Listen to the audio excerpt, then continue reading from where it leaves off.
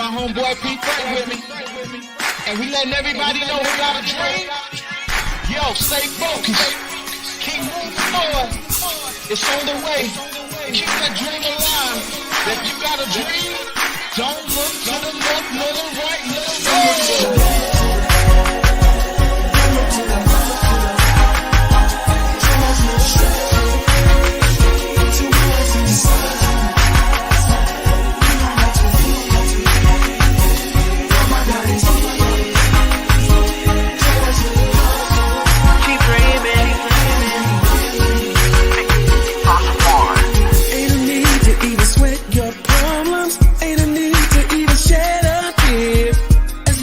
Your fate is in Jesus. Completion is here before you even begin. Dreaming big of my life in the future. Already knowing that it's not far. Having the passion to work towards Jesus. I'm gonna keep my faith and swagger going hard. Don't do the right. Just look straight. You don't have to fear more.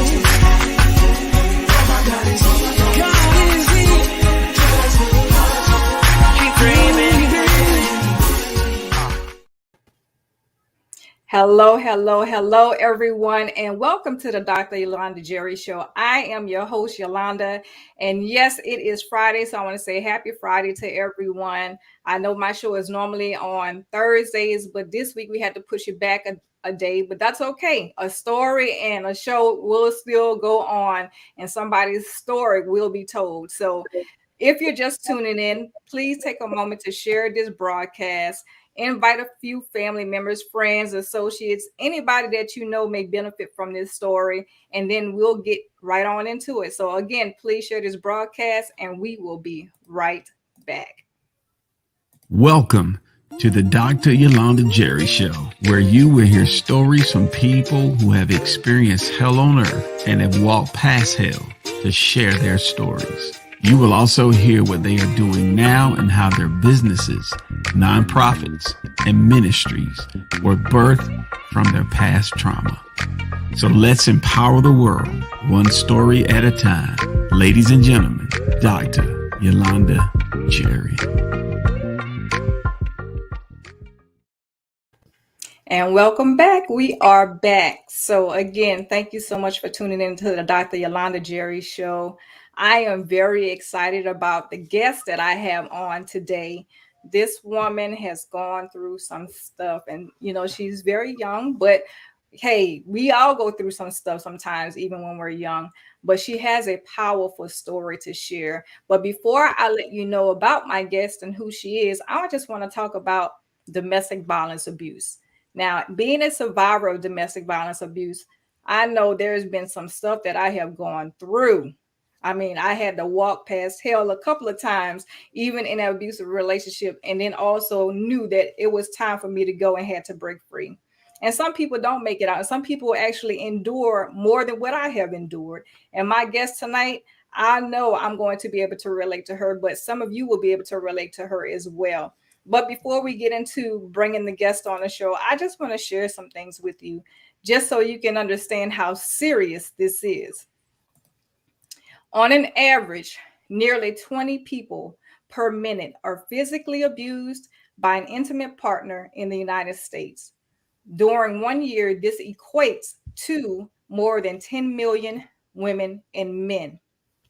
Furthermore, 1 in 4 women and 1 in 7 men have been victims of severe physical violence, for example, beating, burning, strangling by an intimate partner in their lifetime. Now, I just gave y'all some statistics on domestic violence abuse, and our guest tonight has suffered domestic violence abuse physically. And when I say physically, I mean physically. I'm going to show you exactly what she endured. Take a look.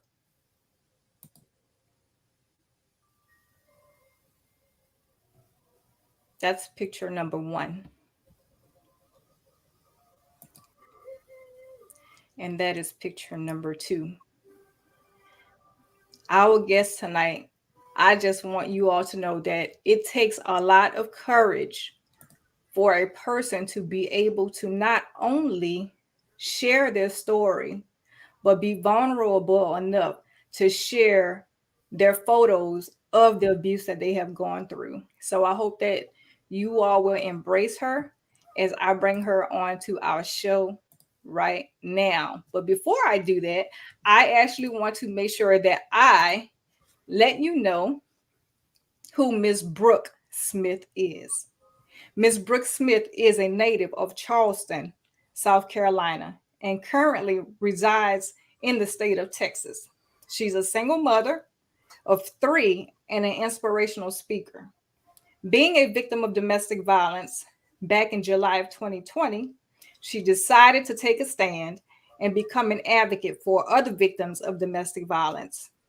Brooke shares her story of how she escaped from her abuser with one bag, two small children, and being pregnant at the time. She believed her sanity and peace of mind meant more to her than material things. She wanted to live. I'm going to say that again. She wanted to live. She has been through every type of abuse imaginable. This experience has opened her eyes to her reality of who she is and whose she is in Christ. Brooke sees and feels the hands of God working in her life, where she is able to help others by sharing her story. And she thanks God for using her as a vessel to pour into the lives of others. So, again, before I bring her on, I'm going to share her pictures with you all one more time. That is Brooke Smith.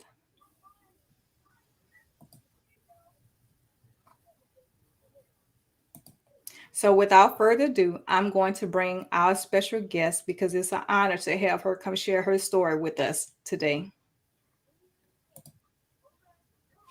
Hello, Brooke. How are you? I'm good. How are you? I'm doing well. I'm doing well. Thank you for being my special guest. And I appreciate you even just being vulnerable enough to share your photos, with the world globally, because that's what you're doing. But we need more people like you to be able to do this and have enough courage to do this. So thank you so much for being here. Thank you. So, Brooke, I always start my show with asking my guests to tell me. I've already read your bio and shared a little bit about you, but share with us where, or should I say, share with us, what was your childhood like growing up? And you told us where you were originally from and where you are now, but what was childhood like for you? Childhood for me, it wasn't the best for me. I mean, it was good as far as, having my mother and everything and parents around. It just, as a kid, I got teased a lot because of the color of my skin. Mm-hmm. And I also was molested as a child. Um, and I got raped a couple times. But other than that, I had a good childhood. They called me Smiley. I smiled a lot, and it was pretty good. Wow. So I mentioned you still talk about it being a good childhood for the most part. Um, Share with us about a little bit about that experience before we go into your actual story about domestic violence abuse. Because you say you were molested as a kid. So how did that transpire? I actually basically molested people, molest other people. So um, I got molested by family members, members of the church, um, things like that. It was more than one person. It wasn't one person. Wow. Wow. And so how did that make you feel? And where you were very young at the time. So I know being a child, you probably, I'm sure, didn't understand what was going on. But as you got older, how did that make you feel? Honestly, I didn't know how to feel. Honestly, I did when I was like a little older, like after it happened to me, I actually molested others because I thought that was normal. Wow. I was like around, I would say 10 to 13, like in that range. Mm-hmm. And I thought it was normal to do that, so I Wow. was doing it to other people. And to this day, I've apologized to them and everything. Wow. Powerful. Some people don't understand that sometimes the things that happen to you, and that's what you've been around, that becomes something that's normalized, right? Because you didn't know that that wasn't normal behavior until you learned. Wow. Powerful to even hear that, and I know it's probably hard for you to share. So I thank you for opening your heart. People don't understand how important it is for us to share our story. But you even said that you went back and apologized. That's even more powerful, because some people won't apologize for what they have done. So not only have you gone through being molested and you were molesting other people, you came back and you apologized to those people because you didn't know that was, not normal behavior. Wow. Mhm. And so, knowing that you apologize to those individuals, how, I mean, do you still have connections with those individuals now? Yes, I do. I Good do. stuff. Good stuff. So look, there's power in forgiveness, Yeah. right? Power in forgiveness. My God, that's good to hear. That's good to hear. So let's, talk about um, the domestic violence abuse that you suffered, because I know you went through a lot in your childhood, and so I'm sure even going through what you went through more than likely played a role in how you ended up going into relationships. Is that safe to say? Yes, it did play a significant part in how I got into the relationships that I was in. Wow. So let's talk about that domestic violence that you've gone through. And for everybody that's tuning in, thank you all so much for tuning in. I'm going to ask you to please share this out with someone that you feel will benefit from this story. Miss Brooke Smith is our guest tonight, and she's sharing a really, really hard topic to talk about, but I believe there's power in sharing your story, because then you can help others heal. So again, please share this broadcast and please share this out if you're just tuning in. So Brooke, let's talk about that. Um, your domestic violence abuse, which happened a little over a year ago, Mhm. correct? And so tell us about that experience. Um, with that experience, it started off basically he was this charming guy. He basically got me anything I wanted and was, like I said, just this charming guy. And after like a month or two, that was my mistake. I ended up getting pregnant by him. Mm-hmm. Um, and that's when things went south.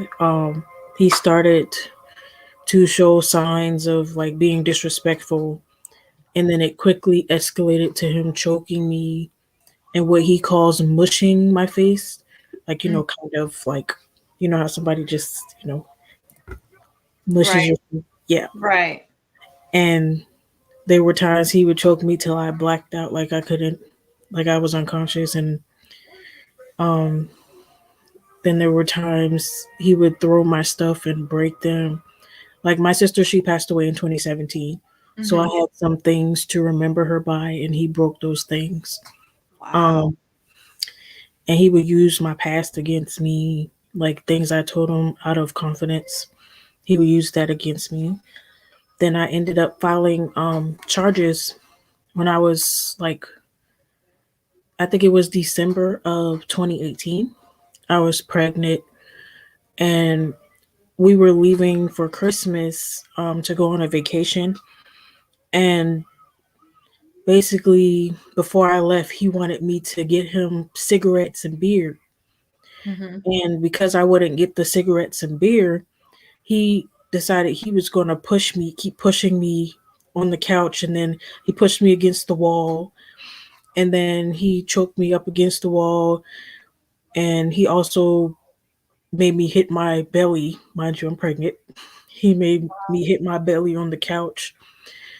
And then as I was fighting him, he choked me until I kind of blacked out. And he took my card out my pocket and went to go get the cigarettes and the beer. And when he came back and I like came to, he had basically already went to get it and he threw my card at me. So I left to go outside to my dad's car because my dad was sitting outside. He doesn't know what's happening inside Wow. at the time. Like he did, he's like sitting there just like, what's taking her so long? He didn't know what was going on. Mm-hmm. And so I finally get out and I go to the car and I'm crying and he's trying to figure out why I'm crying. And I just told him, let's go. I didn't Mm-hmm. tell him what was going on until we got, because we actually were vacationing to Texas. That's the funny part. Wow. It was a vacation to Texas because we were still living in South Carolina. Um, he asked me what was going on. I told him nothing and I told him to keep driving. And we finally left. We got to Texas and then I explained everything to them. Then I tried to press the charges while we were in Texas. And when we got back, I basically finished off everything. He ended up going to jail for like 6 months. And before the 6 months, he was cheating on me. He actually ended up giving me a STD. My Um, God. and it's something I can't get rid of. Jesus. But luckily, it wasn't the worst one. Like the one that could kill me. And it was. He basically tried to make it seem like somebody else gave it to me or that I got it from cheating or however. And then basically he stayed in there for 6 months.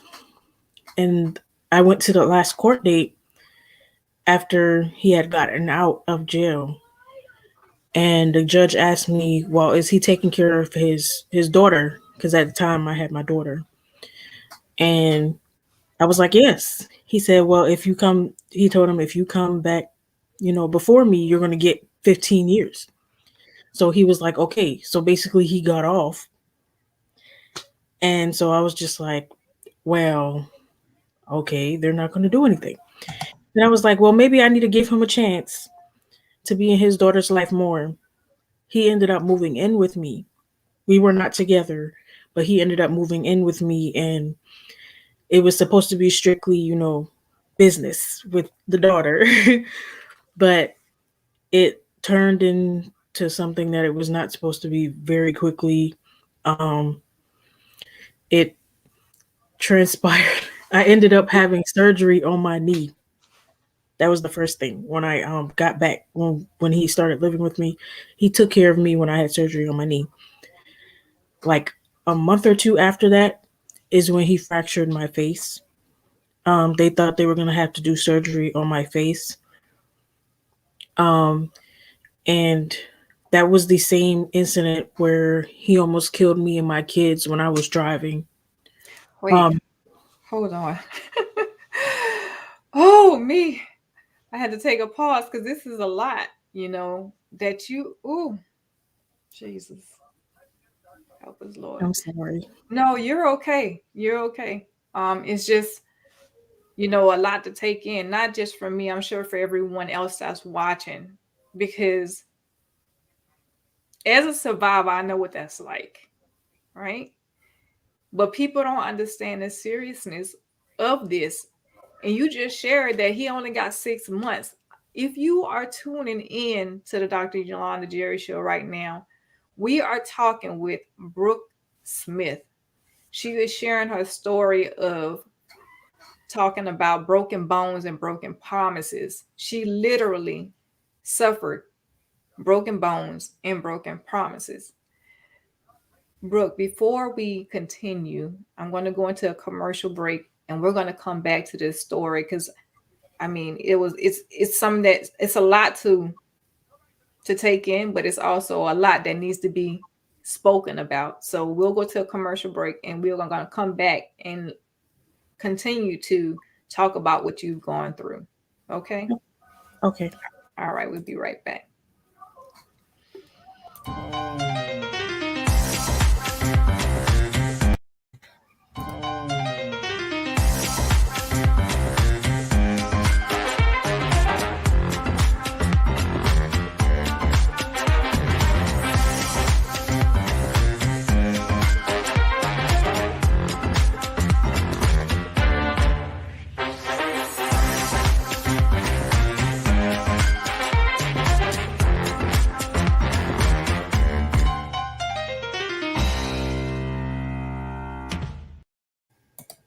And today's show is sponsored by Mimosa Fest.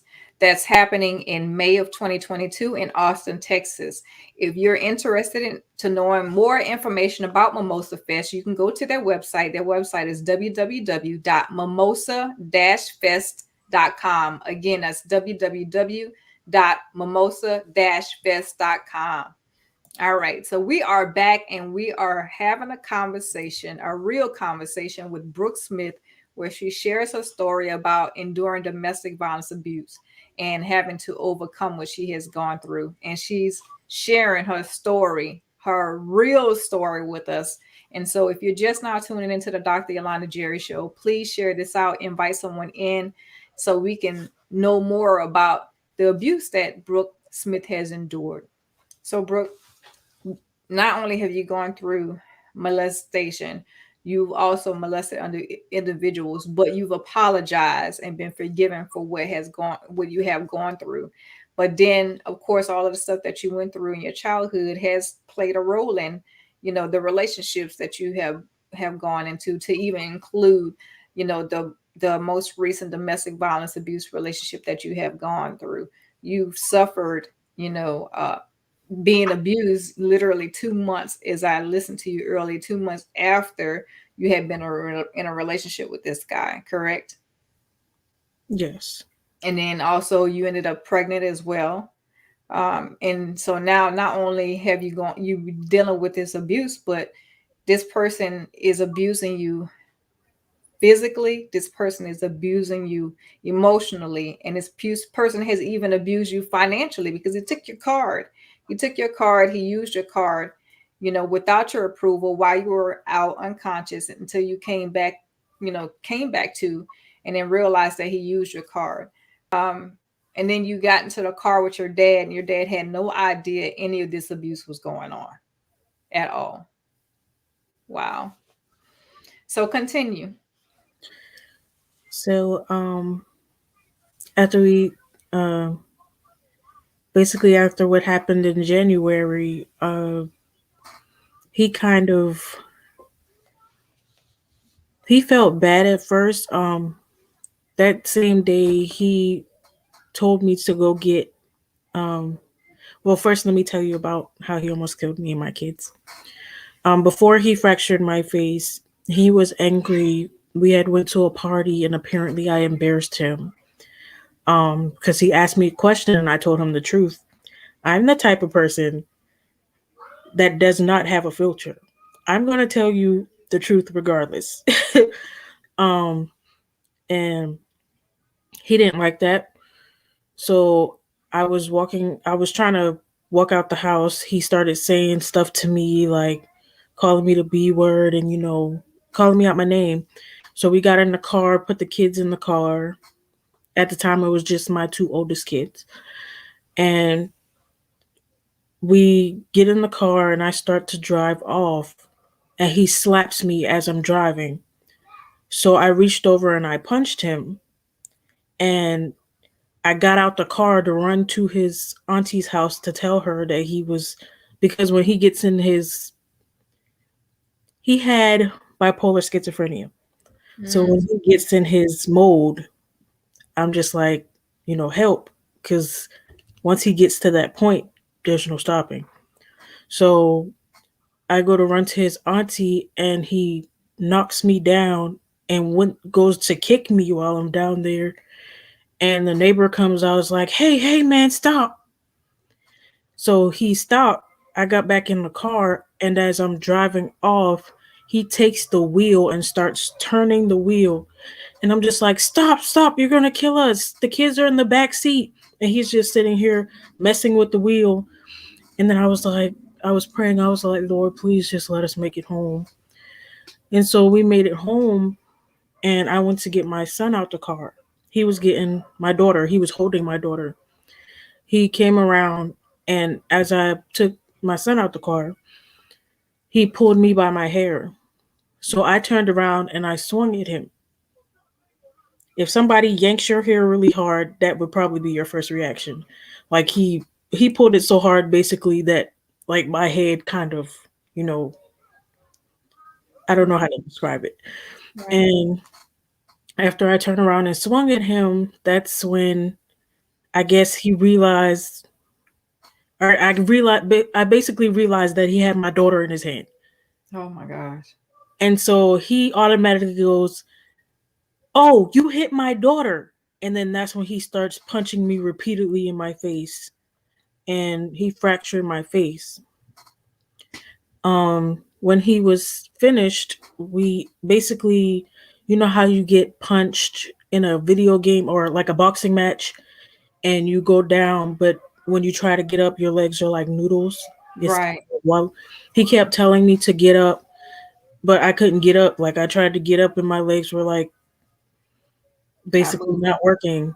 And I was like screaming and crying, and all he could say was, "Get up. I don't want the neighbors to hear you." Because we were outside. I was on the ground outside when he did this. And Wow. he picked me up, took me in the house. And once we got in the house, he told me to go get my gun. Wait, he told you to go get your gun? He told me to go get my gun because he wanted to kill himself.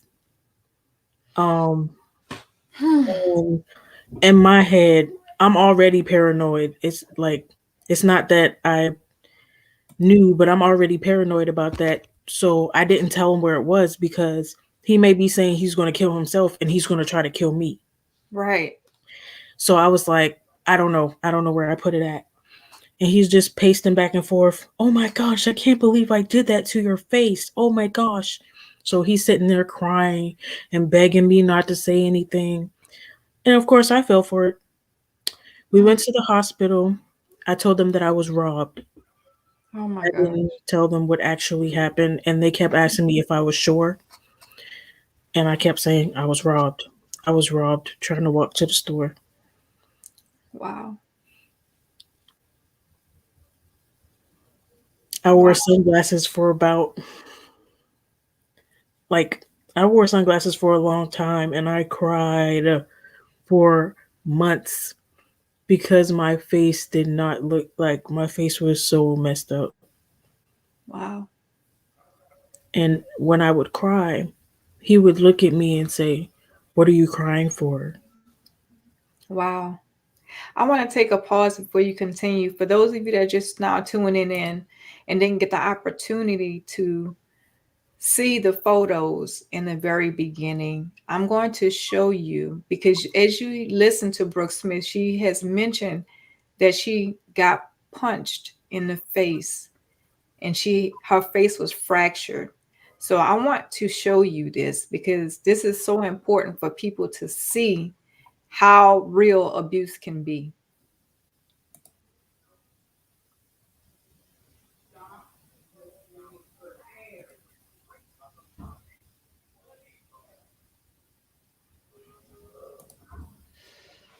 Wow. And I'm sure that that was after you probably start healing a little bit. I'm sure it was probably worse than that. No, the one in the red dress was when it first happened, like right after it Right happened. after it happened. Okay. And then the other picture is like, I think it's like a week after. So my face still looked bad for a while. Hmm. And it was terrible. So let me ask you this, Brooke, because some people don't understand that when you're in a situation like this, you know, because you always hear people say, if I was you, I would leave. Or if I was you, I would have did X, Y, and Z. And people really don't know that you're operating off of what you think is the best thing to do at that time. So when you made the decision to stay, even though you endured all of that, what was it in that moment that made you change the story and tell the lie to the people at the hospital? Honestly, I wanted my kids to have a father. Um, my son already, his father at the time was not very active in his life, and I didn't want that for my daughter. I wanted her to have her dad in her life, and it was always a thing where I don't want more than any more baby daddies or things like that. Right? And I just had the mindset where I was going to try to fix him and I was going to help him. And because I cared so much, I was just tolerating all of this stuff he was doing to me. Hoping that you could fix him and that he would change. Hmm. But the truth is, he didn't change. At all. It got worse. So continue. After the fractured face, he started dragging me around the house by my hair. Hold on. I'm sorry. Okay. It's okay. So I had like bald, my edges were gone right here. They're back now, but this was completely gone. He had pulled my braids out my hair to the point where I was bald. Like Wow. there was no hair left there. And I his comment to me anytime he did that was, all that hair you got on your head. Um Basically he was implying that I should not be upset that he pulled that hair out because I already have a lot of hair. My God. After that, he started choking me out again, and basically he would try to attack me every chance he get, and most of the time he would wait until I'm either laying down or sitting down, and he would come to me. I guess he wanted me to be on a lower level for Mm-hmm. him to be able to intimidate me, Mm-hmm. and I would get up and get in his face because I'm not going to lie to y'all. I did not sit there and let him hit me. I'll tell y'all that. I also hit back. Just because I hit back doesn't mean it's not abuse, though. I did, I was defending myself. Mm-hmm. And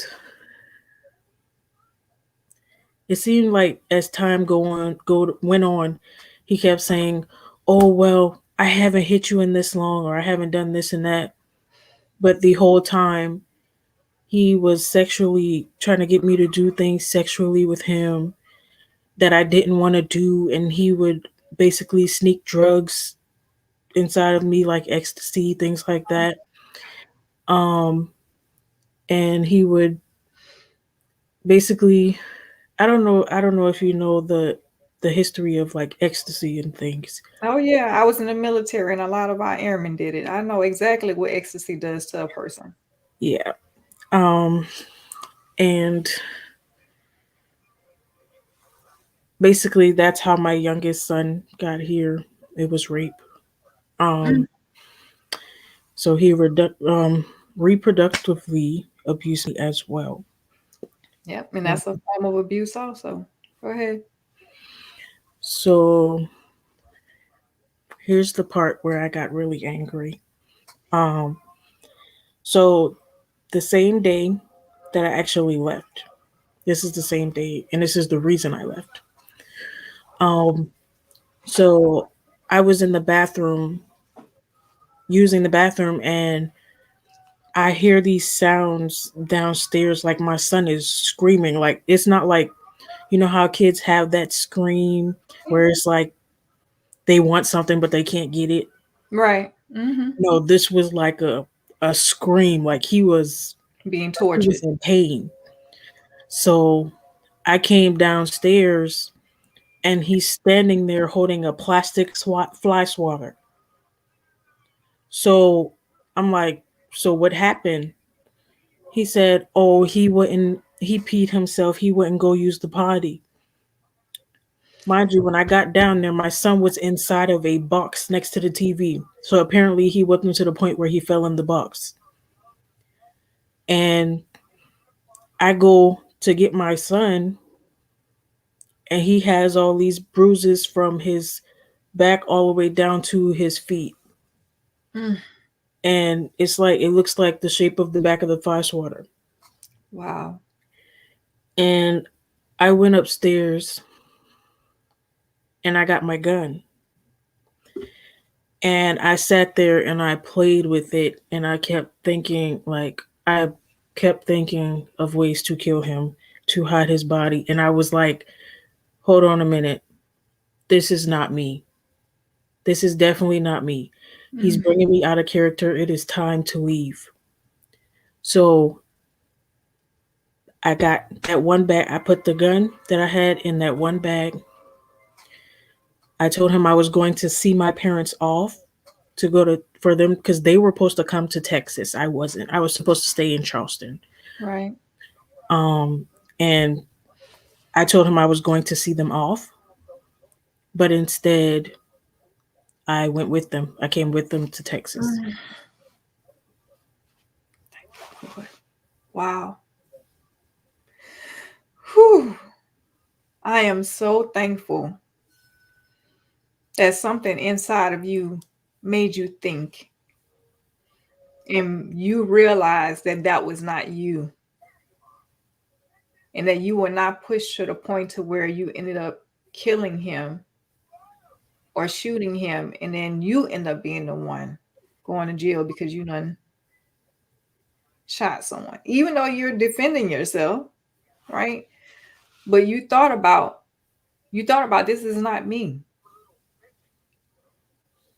And I'm sure you also thought about what happens to me if, or what happens to my children if I end up going to jail.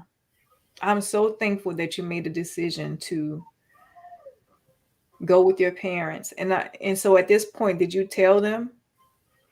I'm sure they knew. Did you tell them the truth at this point? Well, okay, I have sickle cell trait. Mm-hmm. So when I'm like really stressed or I don't drink enough water, I end up having to go to the hospital to get fluid put into me and to take pain medicine because my joints will freeze up. Like it's really painful.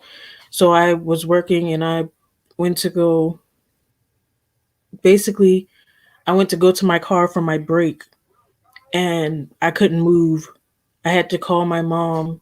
She came and got me and she was telling me on the phone while she was on the way. She was like, "Baby, I am praying that you come with us.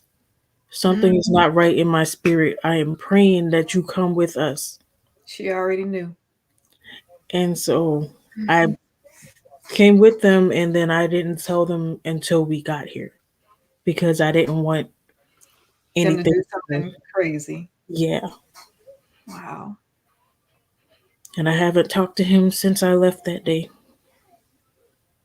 Good for you.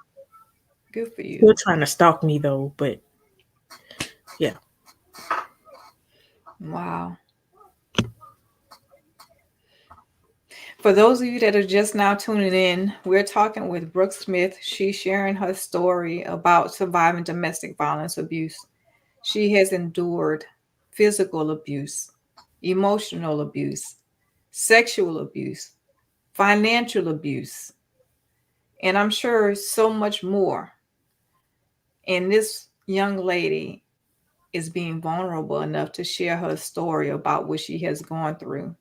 If you're just tuning in, please share this broadcast. Somebody needs to know that domestic violence abuse is real. This woman is here with us today, sharing her testimony, sharing her truth, and how by God's grace that she's been able to think with a sound mind and leave with her parents. And not even that, for God speaking to her mother, knowing that something wasn't right, and she was praying. The power of a praying mother. My God. So you have made it out at this point.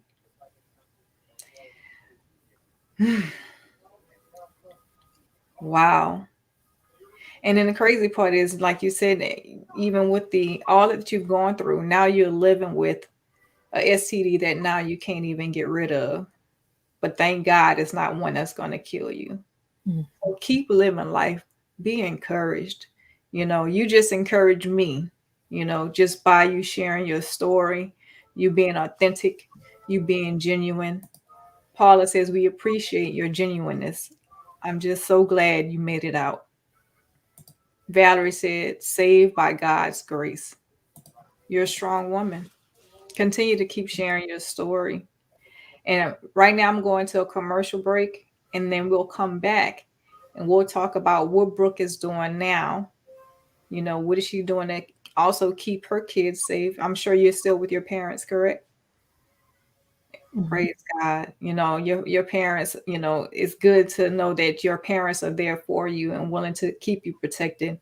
And I'm sure there's some other things that are put into place to make sure that if he happens to come after you, that you're somewhere where you can at least be in a safe place. So we'll be right back. We'll go to a commercial break and we'll talk about all the other things that Brooke has going on and how it's pushed her into her purpose today.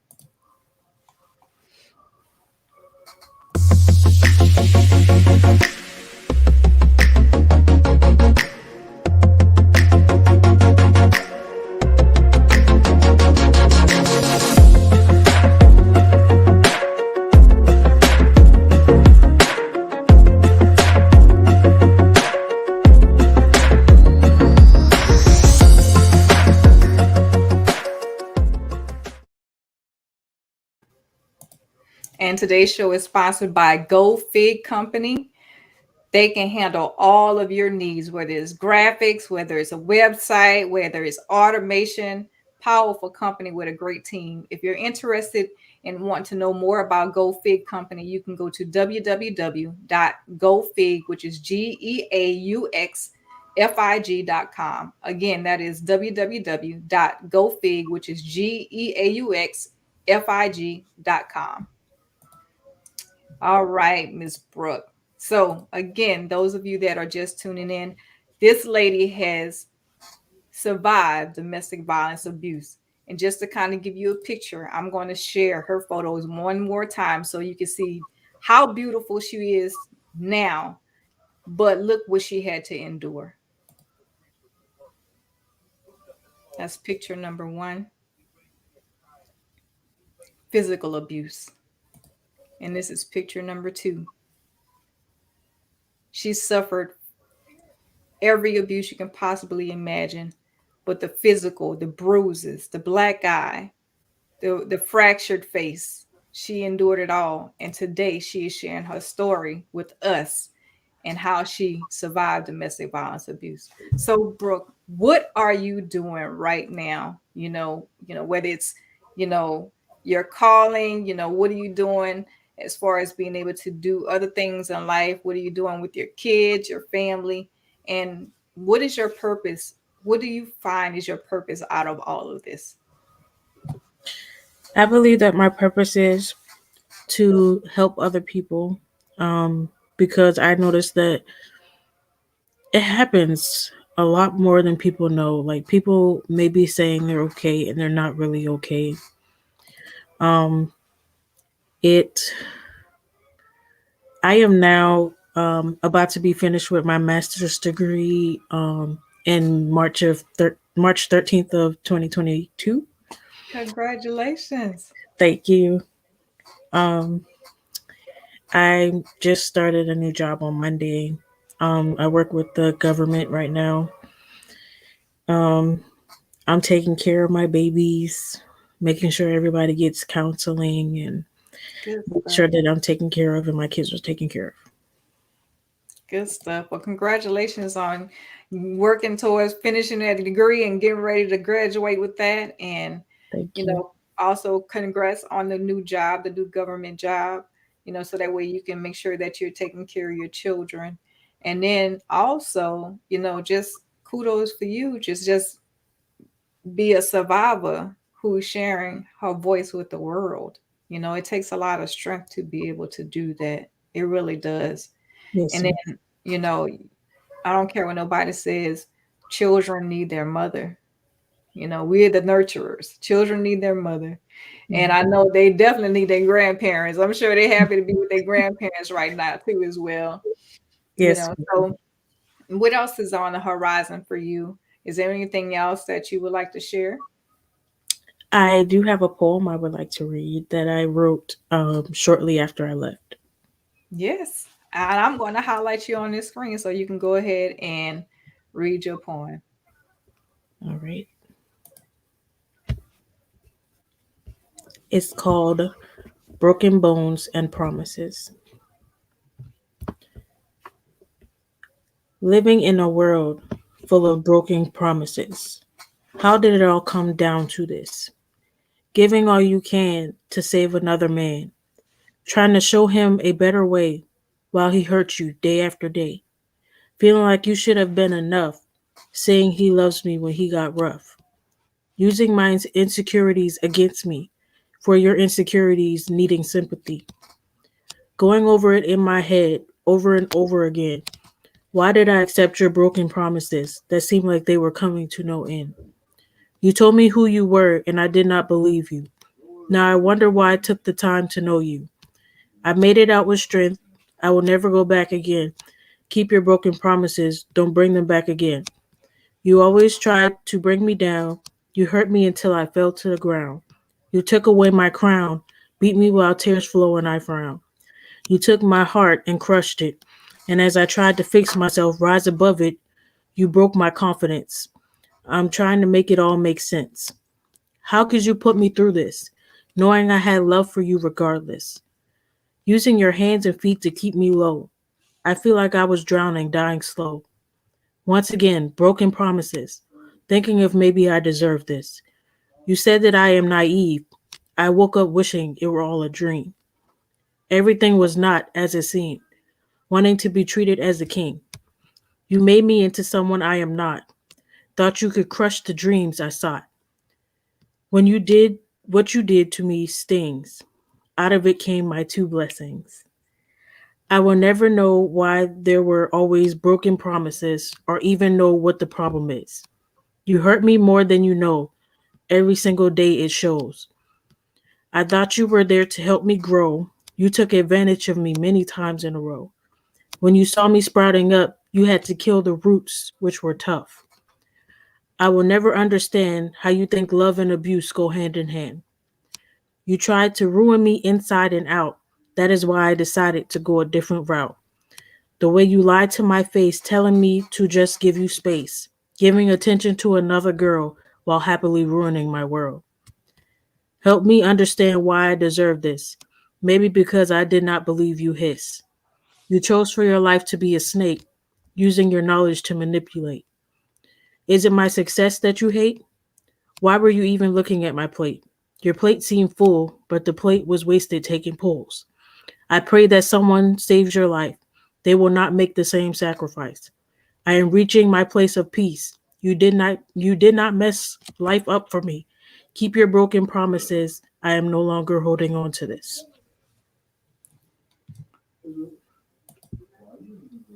Powerful, powerful, powerful poem. Thank That you. was beautiful. You Thank know, you. to know that you're even embracing everything that you've gone through. You know, the one thing that I saw, and I'm going to tell you, this is where I saw the light shining bright. When you said your blessings about your children, there were children that even came out of this, and you were smiling so big. Keep smiling, bro. Keep smiling because you do have something to smile about. Your kids, your life, you're still here. You're getting that degree. You just read your poem. Get that copyrighted, girl. If you ain't got it copyrighted, Yes, ma'am. amazing. You are amazing. You know, beautiful human being. And I just want to share just some of the comments that people have been pouring in. You're definitely impacting people right now around the globe. Mr. Lee Wright says, prayers to you, Miss Brooke. Your story is pushing people toward their purpose. Strong finish, strong faith. Miss Valerie says, you are dearly and wonderfully made. God will use you to save others and give them strength to conquer their struggles as well. She also says, congratulations, beautiful poem. Sharon says, congratulations. Geraldine says, awesome. Aretha says, awesome. I love it. Your future is bright, Brooke. Amazing. Thank you. Amazing. I would say let's stay connected. There's so much more that God has in store for you. There's so much more. This is only the beginning. And watch what happens 5 years from now. I can see it all over. See you all over just sharing your story. Someone is going to bless you and your children. I believe that. I truly believe that. You're already a blessing to us. A blessing to us and to me indeed. So if there was some last minute words of encouragement that you would like to share with someone before we close out tonight, what would you say to that woman or even that man, because men do suffer domestic violence abuse as well? What would you say to that victim to push them to become the victor like you? I would say do it when you feel that you're ready, and make sure that when you make that decision that you stick to it. And I would also say if his mom couldn't raise him right, then neither can you. Um so don't try to fix him. Don't try to do any of that. That is not your job to try to fix a man or slash woman. Um and I would also say keep God first, and because he's definitely what helped me through all of this. He definitely was the reason I made it out. Um and also anybody can, if you need to contact me, or if you feel led to contact me, I would definitely she should have my email, and you can email me anytime if you need someone to talk to or need to get out of your situation. Powerful. Thank you for sharing. And those of you that need someone to talk to or need someone to reach out to, you can connect with Brooke via email. Her email address is s.brooke, BROOKE 18 Again, that email address is s.brooke, BROOKE 18 And I'm going to also share that if you are someone who is in immediate need of help, you can reach out to the National Domestic Violence Hotline. Their phone number is 1-800-799-7233. Again, that number is 1-800-799-7233. Or if you can't chat on the phone at the time, but you need to reach out via a website or a chat line, you can go to www.thehotline.org. That's www.thehotline.org. And I just want to say, if you are someone who is planning to exit from your abusive partner, ensure that you have a plan. It's so important to understand that you must have a plan.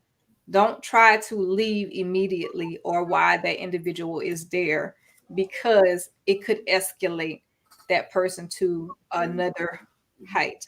So again, have a plan. Speak with people that have a safer word or a code word. And if you do happen to go with someone, make sure it's someone that abuser does not know that you're connected to, because you don't want to put not only yourself but also those you are going to be with in harm's way. And also, if you go on the website and just go to Google and you need to just seek shelter, please go ahead and type in domestic violence shelter on the website, or on the internet, should I say, and a lot should come up in your local area or somewhere near. Just call an 800 number and they should be able to direct you there as well. So thank you so much, Brooke, for being on the show. I'm grateful and I'm so thankful that you have decided to be a guest on my show. Um, Paula says, great advice. Pamela says, the poem was beautiful. And she also said, I love that. And then if his mom couldn't do it, neither can you. That was powerful. And also Aretha says, good words of advice. So Thank keep shining bright, keep being a voice, keep sharing your voice and your story, because somebody needs to know, as we see right here, that you are a testimony that they can make it out even after they have gone through all of the abuse, whether it's physical, emotional, spiritual, financial, sexually, they can still get out. They can still get out. So those of you who are still here, I'm going, go ahead. Sorry. Also, I wanted to say, it took me over a year to even want to talk to a guy, or like any guy touch me, talk to me, anything. I have a boyfriend now. I am I still have the PTSD, and I have dreams sometimes that he's gonna come and shoot me, stuff like that. And I do deal with depression, anxiety, PTSD, and I deal with bipolar depression. Um, just because you have things going, my therapist, I remember she told me, taking medicine does not mean that something is wrong with you. She compared it to a toy. You Mhm. need batteries to make some of the toys work. You just need batteries. That's all she basically said, you just need batteries. It's not, you're not broken. You just need batteries.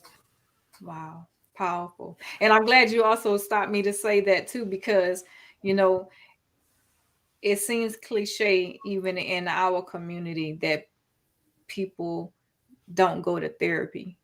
People of color don't go to therapy. That's like a sin. It's not, something that we should do.